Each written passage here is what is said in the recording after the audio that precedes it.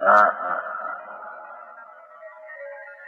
સુખનું વેદન જોઈએ છે, આનંદનું વેદન જોઈએ છે. રાગ અને પુણ્ય પાપના ભાવ જે દુઃખરૂપ છે એમ સાંભળ્યું છે એટલે ખ્યાલમાં એ જાતનું લીધું,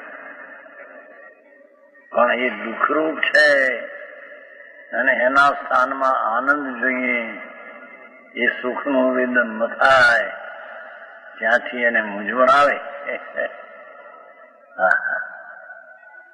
વેદન જોઈએ છે તે મળતું નથી ને બહાર રહેવું પોસાતું નથી.